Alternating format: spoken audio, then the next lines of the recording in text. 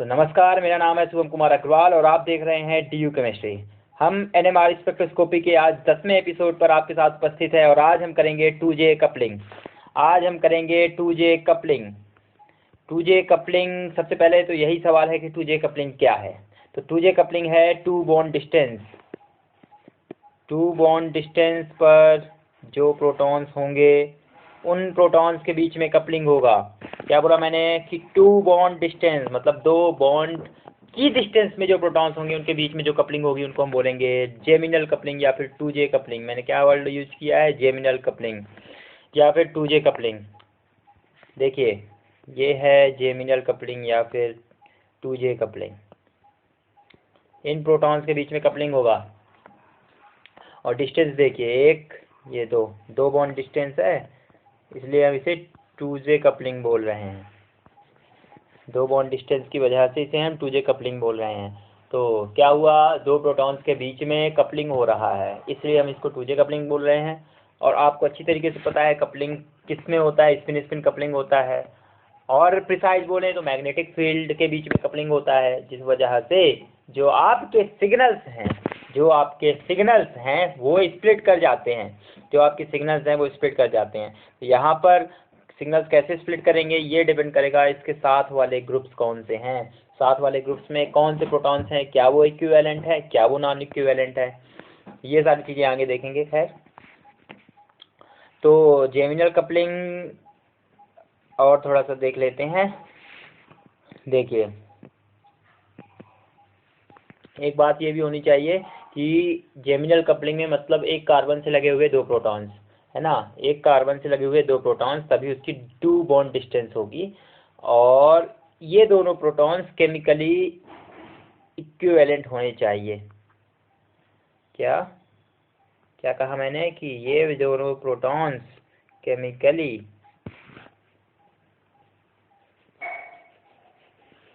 Equivalent होने चाहिए।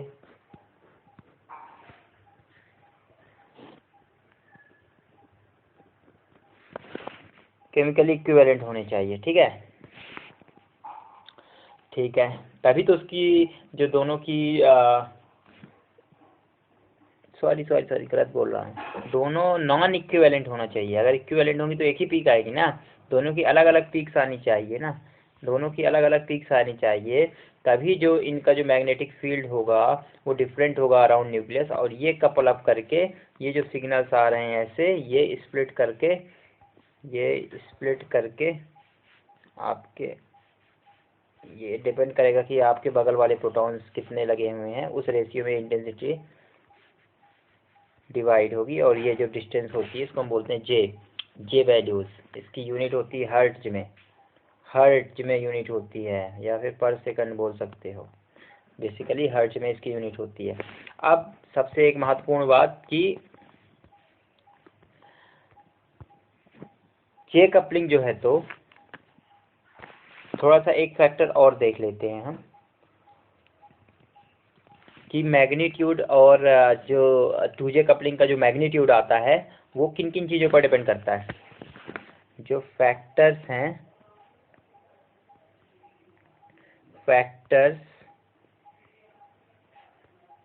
Affecting 2J coupling. तो देखिए, सबसे पहला जो फैक्टर आता है जो 2J कपलिंग को अफेक्ट करता है वो होता है HCH के बीच का बॉन्ड एंगल, मतलब CHH। इसके बीच का जो बॉन्ड एंगल है, ये बॉन्ड एंगल सबसे पहला जो फैक्टर है वो है बॉन्ड एंगल HCH के बीच में। देखिए, अगर ये sp3 कार्बन है, ये sp3 कार्बन है, तो इनके बीच में बॉन्ड एंगल 109 होगा, sp3। अगर ये sp2 कार्बन है तो इनके बीच में बॉन्ड एंगल 120 होगा, है ना। अब इतना आपको नहीं पढ़ना है कि क्या बढ़ता है क्या घटता है, इतना कुछ नहीं पूछेगा आपके ग्रेजुएशन लेवल पे, मास्टर्स लेवल पर भी इतना नहीं पूछता है, ठीक है। बस आपको नॉर्मली फैक्टर्स पूछा जा सकता है कि फैक्टर्स क्या हैं जो आपकी 2J कपलिंग पर अफेक्ट करते हैं, ठीक है। तो ये आपका हो गया पहला फैक्टर। दूसरा फैक्टर है आपका वही जो आपका सब्स्टिट्यूएंट्स। सब्स्टिट्यूएंट्स बहुत इंपॉर्टेंट रोल प्ले करता है। सब्स्टिट्यूएंट्स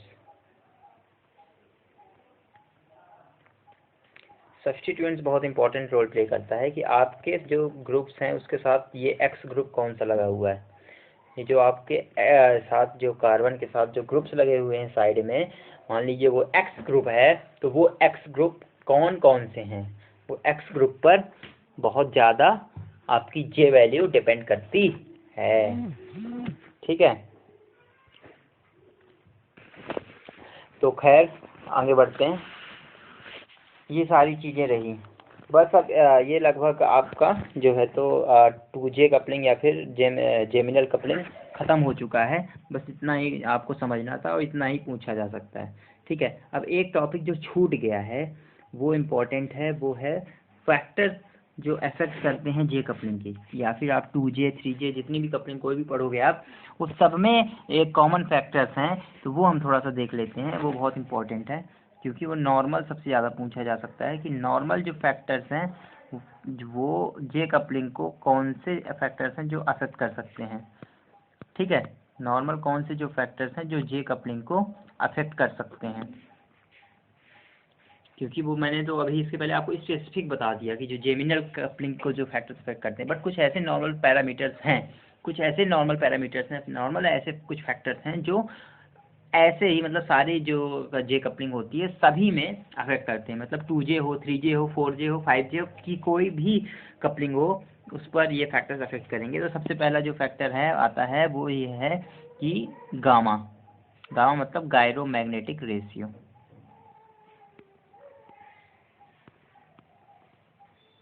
गायरोमैग्नेटिक रेशियो पर सबसे पहले डिपेंड करता है। दूसरा करता है number of bonds separating hydrogens, या फिर number of bond separating nuclei. Number of bonds separating nuclei. अब देखिए, अगर 3 से ज़्यादा है नंबर ऑफ बॉन्ड डिस्टेंस, मतलब इसमें देखिए आप, इसमें 3 बॉन्ड डिस्टेंस है, 1 2 3। अब इससे ज़्यादा है, मान लीजिए एक ये है मान लीजिए। ठीक है, अब बॉन्ड डिस्टेंस जो है तो 1 2 3 सॉरी 1 2 3 4, इन दोनों प्रोटॉन्स के बीच में जो बॉन्ड डिस्टेंस है वो 4 है। तो क्या बोल रहा हूँ मैं कि जो बॉन्ड डिस्टेंस अगर ग्रेटर देन 3, मतलब या तो 4 या तो 5 है, तो जे कपलिंग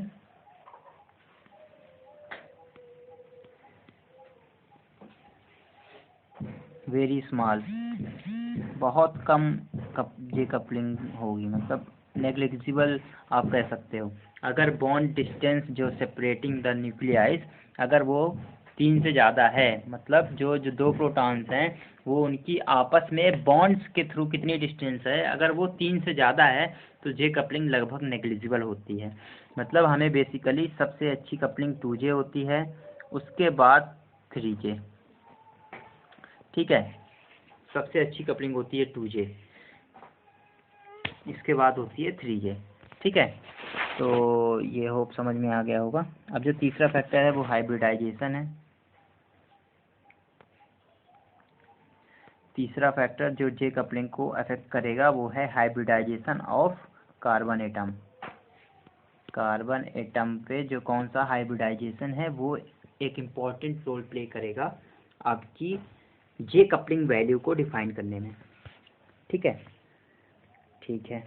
अब चौथा फैक्टर जो है वो है ये हाइब्रिडाइजेशन कॉन्सेप्ट, मैंने आपको पहले बता दिया ना जेमिनल कपलिंग में कि अगर sp2 होगा, sp होगा, sp ऐसे अगर होगा तो इस तरह से आपकी जो जे कपलिंग की जो वैल्यू है वो बदलती जाएगी। ठीक है, अब एक जो इम्पोर्टेंट फैक्टर आता है वो होता है कन्फर्मेशन का। ये वाला थोड़ा सा आपको जल्दी समझ में नहीं आएगा, तो इसको मैं एक एग्जांपल लेकर थोड़ा सा समझा देता हूँ। कन्फर्मेशन ऑफ मॉलिक्यूल का कन्फर्मेशन क्या है, इस पर भी जे कपलिंग की वैल्यू डिपेंड करती है। जैसे आपने ये तो पढ़ ही रखा होगा C2H5OH CH3 ClNO2। मान लीजिए ये कोई कंपाउंड है और मिरर इमेज इसकी कुछ ऐसी है।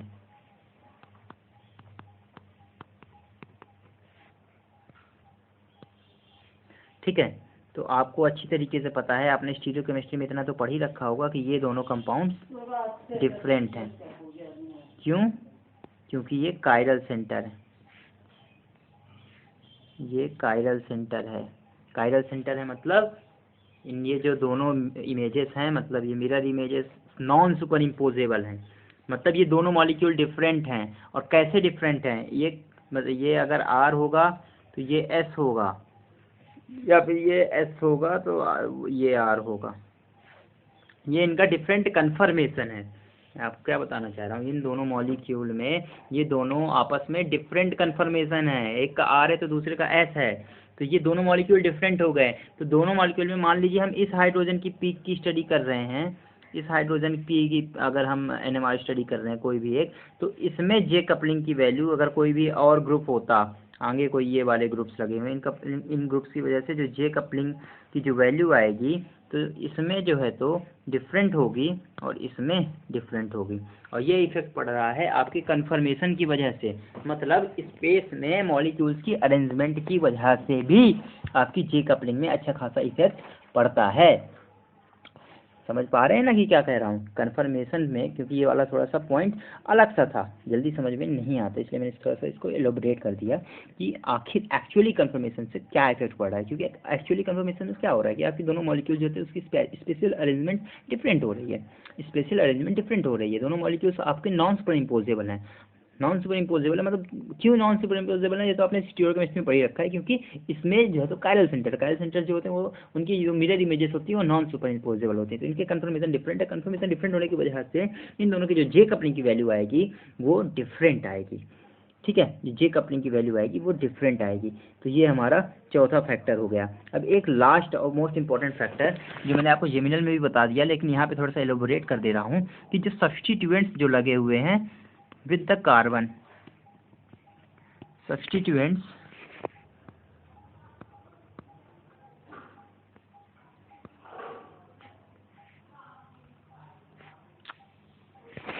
substituents attached with carbon. इसमें क्या होता है देखिए कि कार्बन से जो एक्स ग्रुप लगा हुआ है ये भी आपकी जे कपलिंग में अफेक्ट करता है। जो कार्बन से कोई भी एक्स ग्रुप लगा हुआ है, देखिए एक अच्छे एग्जांपल की तरह से हम समझते हैं। मान लीजिए ये CH3OH है, यहाँ पे CH3Cl है, सॉरी CH3F है और ये CH2Cl2 है। ठीक है, अब देखिए डिफरेंस क्या आ रहा है। डिफरेंस आप देखेंगे तो यहाँ पे OH है, यहाँ पे OH है, यहाँ पे फ्लोरीन है, यहाँ पे क्लोरीन है, यहाँ पे दो क्लोरीन है, तो इनका सबका -I, मतलब सब खींचेंगे इलेक्ट्रॉन डेंसिटी, है ना। तो जो जे कपलिंग की जो वैल्यू है, चलिए इससे पहले भी हम एक चीज़ और समझ लेते हैं। ये हमारा जो है तो एग्जांपल, हमको इसको समझना है। अब इससे पहले एक चीज़ और समझ लेते हैं। जो जे कपलिंग की वैल्यू होती हैं वो नेगेटिव में आती हैं। जे कपलिंग की जो वैल्यू है वो नेगेटिव में आती हैं। More negative good coupling. जितनी ज़्यादा आपकी नेगेटिव वैल्यू आएगी जे कपलिंग की, वो उतनी ही अच्छी कपलिंग हो रही है, ठीक है।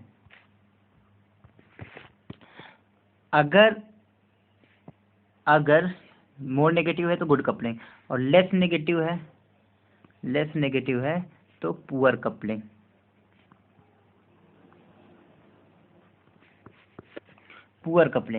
तो क्या करते हैं, जो आपके एक्स ग्रुप होते हैं, अब वापस अपनी प्रॉब्लम्स में आ जाते हैं। जो आपके एक्स ग्रुप, ये सारे एक्स ग्रुप हैं, ये आपके OH, F, 2Cl, ये सारे जो एक्स ग्रुप हैं, ये क्या करते हैं कि आपकी इलेक्ट्रॉन डेंसिटी को खींचते हैं, है ना। इलेक्ट्रॉन डेंसिटी को खींचते हैं तो इलेक्ट्रॉन डेंसिटी कम होगी तो आपकी जो मैग्नेटिक फील्ड जो जनरेट हो रहा है बाय द न्यूक्लियस, वो आपका प्रभावित होगा। और अल्टीमेटली क्या होता है कि आपकी जैसे ग्रुप जितने भी ज़्यादा -I वाले जितने ज़्यादा ग्रुप लगते जाते हैं, आप ऊपर से देखिए, ऊपर OH है, OH से ज़्यादा F है और उससे भी ज़्यादा 2 Cl लग गए हैं, तो उससे भी ज़्यादा इफेक्ट पड़ रहा है। तो आपकी जो एक्चुअल वैल्यू आती है वो मैं यहाँ पर लिखे दे रहा हूँ। सबसे वाले ऊपर केस में आती है -10.8 हर्ट्ज जे की वैल्यू, जे कपलिंग की वैल्यू है, जे वैल्यू है ये, ठीक है, ये जे, ठीक है। सबसे वाले ऊपर केस में -10.8 आती है, उसके बाद -9.6 आती है, उसके बाद आती है -7.5। तो आप ऊपर से देख रहे हैं नीचे जाने पर हमारी जो वैल्यू है वो लेस नेगेटिव हो रही है, जो हमारी ऊपर से नीचे जाने पर वैल्यू लेस नेगेटिव हो रही है। देखिए ना, ऊपर -10.8 है, लेस नेगेटिव मतलब कम नेगेटिव, तो -9.6, और कम नेगेटिव -7.5। तो कहने का मतलब क्या है, जो मैंने आपको यहाँ पर बताया कि जे कपलिंग की वैल्यू अगर मोर नेगेटिव हो रही है तो गुड कपलिंग, मतलब यहाँ पर जो इस केस में है वो ज़्यादा बेटर कपलिंग हो रही है, और इस केस में जो है तो इस ज़्यादा पुअर कपलिंग हो रही है। इन तीनों के केस में, या फिर अगर हम इन तीनों का एक साथ कंपैरिजन करें तो सबसे बड़े ऊपर केस में जो है तो सबसे अच्छी कपलिंग हो रही है। क्यों? क्योंकि उनकी जे की वैल्यू ज़्यादा नेगेटिव है। जो जे की वैल्यू है वो ज़्यादा नेगेटिव होने की वजह से जो कपलिंग है वो ज़्यादा इफेक्टिव हो रही है, ठीक है। और सबसे नीचे वाले केस में सबसे कम जे कपलिंग हो रही है, ठीक है। तो होप ये सारी चीज़ें आपको समझ में आ रही होंगी, ठीक है। तो ये था आपका सारे फैक्टर्स मैंने कर दिए। कितने फैक्टर्स हो गए? 5 फैक्टर्स हो गए। और हाइब्रिडाइजेशन का तो आपको बता ही दिया था। हाँ, ये हाइब्रिडाइजेशन हो गया, कन्फर्मेशन हो गया, और आपकी गैरोमैग्नेटिक रेशियो और नंबर ऑफ बॉन्ड सेपरेटिंग, ठीक है। ठीक है, तो अब हम सीधे मूव करते हैं। हमने 2J कपलिंग कर लिया, अब हम 3J कपलिंग करते हैं।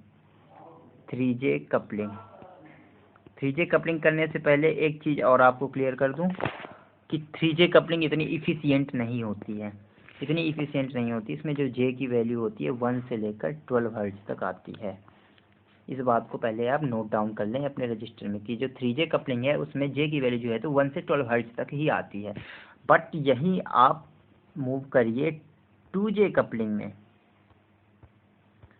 ये है आपका 2J कपलिंग। तो आपको इसमें कुछ डाटा नोट नहीं करना है, ना ही कॉपी पेस्ट करना है। बस अब आप इसमें ये देखिए कि 2J में कि वैल्यू कितनी, मतलब क्या इफेक्ट पड़ रहा है। देखिए, ये हम सिर्फ हाइड्रोजन हाइड्रोजन कपलिंग ही पढ़ रहे हैं। ये सारा डाटा मैंने एक नैपटेल के लेक्चर से स्क्रीनशॉट लिया हुआ है, तो बाकी आपको देखने की आवश्यकता नहीं है। सिर्फ आप 1H का देखिए। जो आपकी जे की वैल्यू आ रही है वो आ रही है 280 हर्ट्ज की वैल्यू आ रही है, हर्ट्ज जे की वैल्यू आ रही है।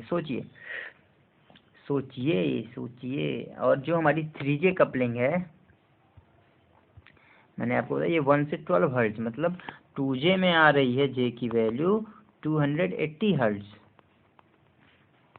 है ना, और 3J में 1 से 12 हर्ट्ज।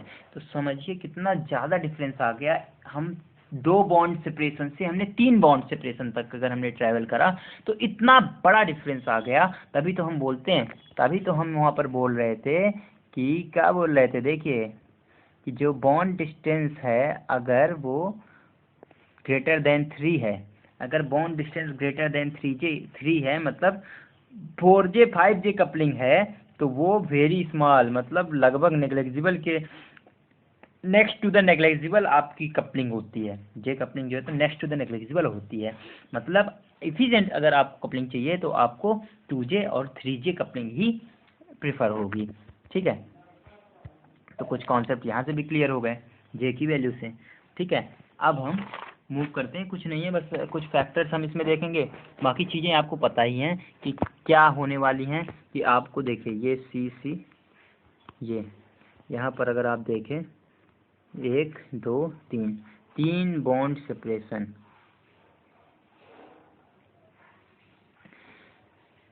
3 बॉन्ड सेपरेशन है, इसलिए हम इसको 3J बोल रहे हैं, है ना। 3 बॉन्ड सेपरेशन, इसमें हम इसे 3J कपलिंग बोल रहे हैं, ठीक है। तो इन प्रोटॉन्स के बीच में कपलिंग होगी और सिग्नल स्प्लिट करेंगे। स्प्लिट करने के बाद क्या रेशियो आएगा वो डिपेंड करेगा पड़ोसी के इन्वायरमेंट पर, पड़ोसी में किस टाइप के प्रोटॉन्स हैं, कितने प्रोटॉन्स हैं, और ये जज करेंगे हम पास्कल्स ट्रायंगल से, जिसमें हम n+1 रूल हमने पढ़ा है, n+1 रूल। ठीक है, तो हम 3J कपलिंग पर मूव करते हैं। तो देखिए सबसे पहले हम फैक्टर्स देख लेते हैं। हमने 3J कपलिंग तो देख ही ली, मेन फैक्टर्स देख लेते हैं। इसमें सबसे बड़ा जो फैक्टर आता है वो आता है टॉस, मतलब डाईहेड्रल एंगल का। डाईहेड्रल एंगल का मतलब दो प्लेन्स के बीच में जो आपका एंगल है, मतलब आप अगर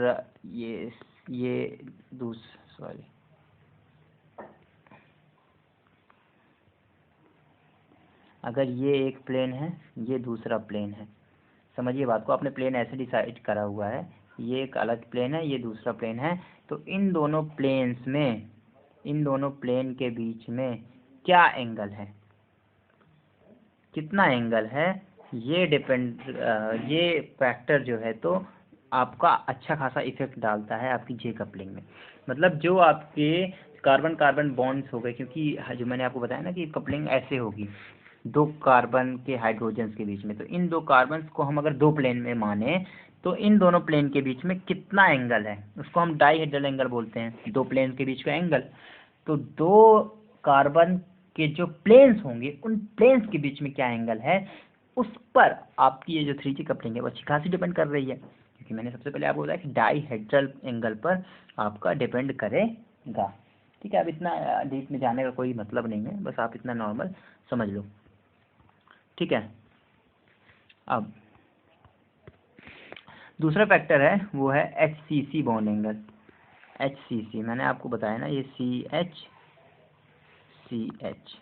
तो जो आपका यहाँ पे आप देखोगे HCC, इनके बीच में क्या बॉन्ड एंगल है, जैसे ये यहाँ पर 90 डिग्री है ना, यहाँ पर आपका इनके बीच में 180 डिग्री है, तो इस टाइप का आपका HCC के बीच में जो बॉन्ड एंगल है उस पर भी आपके जो है तो जे कपलिंग, 3J कपलिंग आपकी डिपेंड करेगी। ठीक है, तीसरा आपका जो फैक्टर है वो है सब्स्टिट्यूएंट्स। सब्स्टिट्यूएंट्स का मैंने इफेक्ट आपको बता ही दिया है, सब्स्टिट्यूएंट्स का आपको इफेक्ट मैंने बता ही दिया है। और चौथा इफेक्ट जो आप लिख दोगे वो है distance between two carbon atoms. जो जिन प्रोटॉन्स की कपलिंग की बात कर रहे हैं, तो वो प्रोटॉन्स जिन कार्बन से लगे हुए हैं, क्या बोल रहा हूँ, जिन प्रोटॉन्स की हम कपलिंग की बात कर रहे हैं वो प्रोटॉन जिस कार्बन से लगे हुए हैं, जिन कार्बन से लगे हुए हैं उन कार्बन के बीच में डिस्टेंस क्या है, distance between two carbon atoms concerned, मतलब जिन प्रोटॉन्स की बात कर रहे हैं किन कार्बन से लगे हुए हैं उन कार्बन के बीच की डिस्टेंस क्या है, इस पर भी आपकी जे कपलिंग अच्छी खासी डिपेंड करेगी। तो ये था आज का सेशन और हमने कपलिंग का कॉन्सेप्ट लगभग ख़त्म कर लिया है। अब जो भी होगा अब नेक्स्ट वीडियो पे आएगा। तो आज के लिए बहुत है और इसको ही आप नोट्स बनाकर रिवाइज करिए। और बस वही एज डेली का एक ही मेरा बस लास्ट का पॉइंट है कि अगर चैनल लाइक और सब्सक्राइब नहीं करा है तो कर दीजिए। बस थैंक यू, बाय बाय।